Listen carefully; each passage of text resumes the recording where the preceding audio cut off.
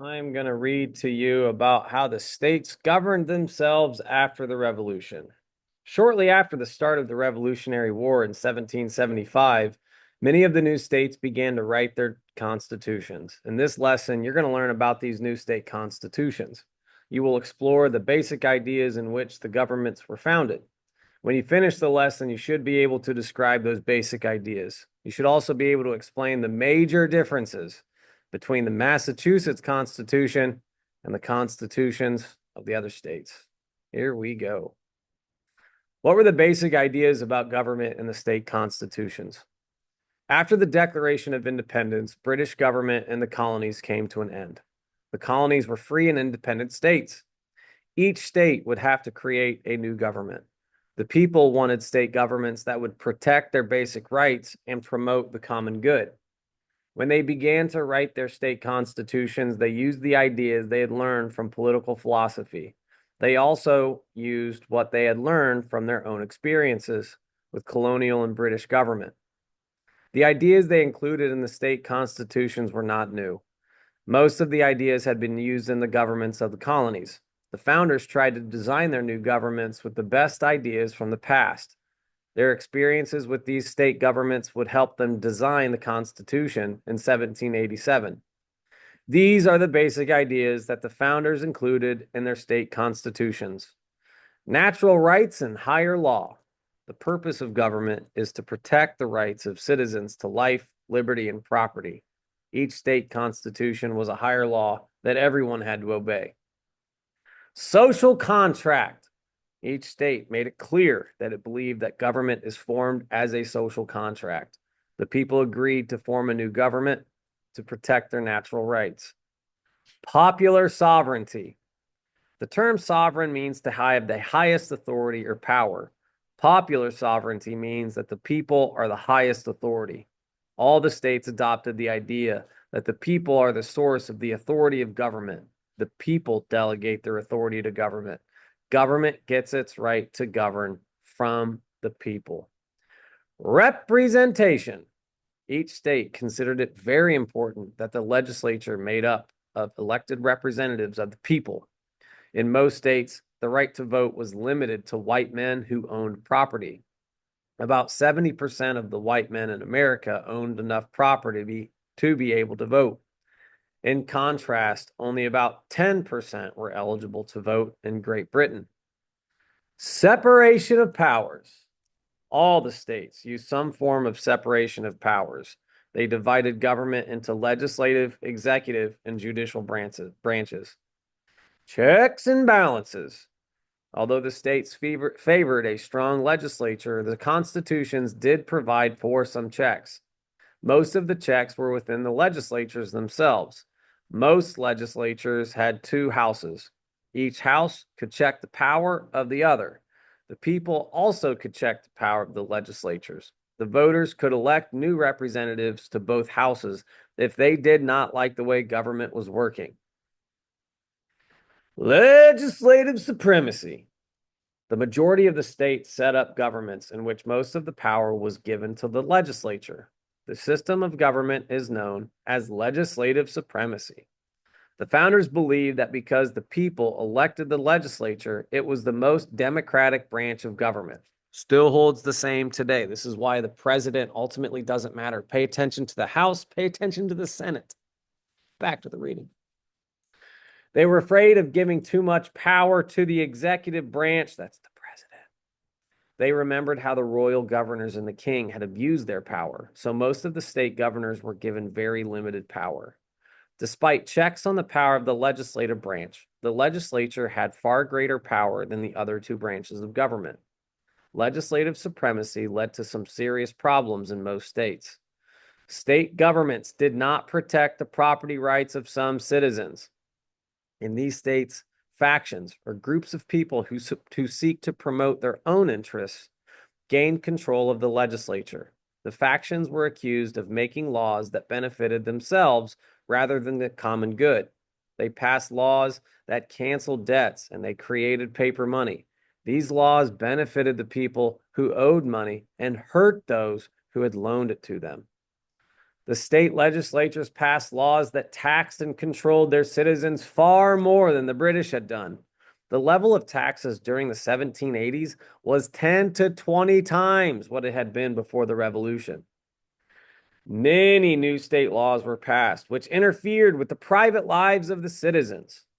Laws were passed telling people what they should eat, drink, wear, and believe. Then we have a little idea about discussion of distribution of power, but we're going to go ahead and skip that because we're going to skip right to this thing. This is definitely in your reading. What was important about the Massachusetts Constitution? The Massachusetts was the last state to write its constitution. The citizens adopted the state constitution in 1780. The people there had learned some important lessons from the experiences of the other states. They used this knowledge in creating their new state government. Most of the other states used the idea of legislative supremacy to protect people's rights. The Massachusetts Constitution, however, distributed power more evenly among the branches of government, which is similar to what we have today. The governor had more power and was more independent of the legislature. This was possible because the people elected the governor directly. The people expected the governor to protect their interests. Here is how some of the powers of the governor of Massachusetts were balanced in relation to the legislature. 1. The governor received a fixed salary. His salary could not be changed by the legislature. The governor could veto or refuse to sign proposed laws put forth by the legislature. A 2/3 vote of the legislatures was needed to override the governor's veto. And finally, the governor could appoint officials in the executive branch. He could also appoint judges in the judicial branch. The Massachusetts Constitution also divided the people into voting groups based on their wealth. They expected that government would then more accurately represent the interests of the group that elected them. A couple of things to think about, though. Only people with a large amount of property could vote for both the governor and the legislature. People with slightly less property could vote for both the upper and lower houses of the legislature. And then finally, people with the minimum amount of property could only vote for the lower house of the legislature. The experience of writing state constitutions was a useful one to the founders. Americans were learning what type of government worked best. The differences between the Massachusetts Constitution and those that were written earlier were a result of these experiences. So again, one of the things about the Massachusetts Constitution is it really favored rich white men. What were the state declarations of rights? The states did not depend solely on a system of separation of powers to protect people's rights. The first part of most state constitutions was a Declaration of Rights or Bill of Rights. This section of the Constitution listed the basic rights of citizens.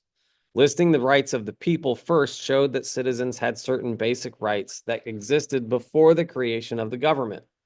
No constitution or government could take away these rights. Although the declarations of rights were different from state to state, they were all based on the idea that people have created or have certain basic rights that must be protected. So what important ideas are in the Virginia Declaration of Rights? Virginia was the first state to adopt a Bill of Rights. George Mason wrote most of the Virginia Declaration of Rights. Mason later was opposed to the U.S. Constitution because it did not include a Bill of Rights. In writing Virginia's Bill of Rights, Mason relied on the writing of John Locke and the ideas of Republican government. The Virginia Declaration of Rights stated that 1. All power comes from and is kept by the people. Next. All men are by nature equally free and independent. They have certain basic rights that no social contract can take away. Next, government is created for the common good, protection, and safety of the people.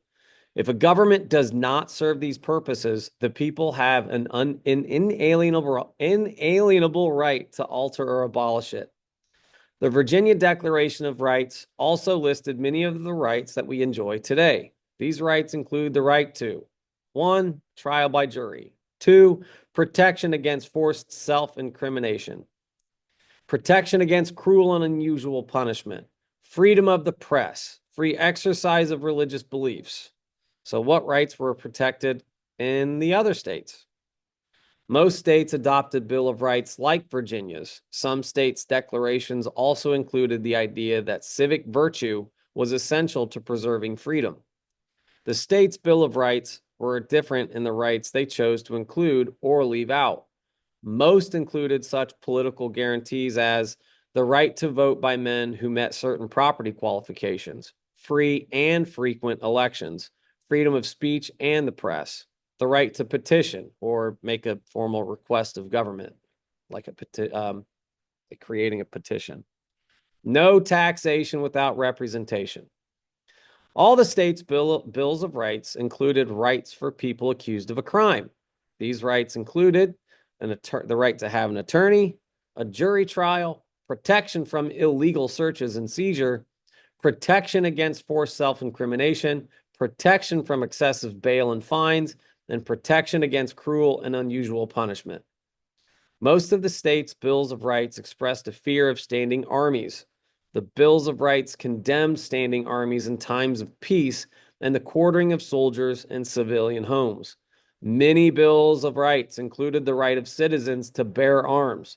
The Vermont Bill of Rights was the first to outlaw the practice of slavery.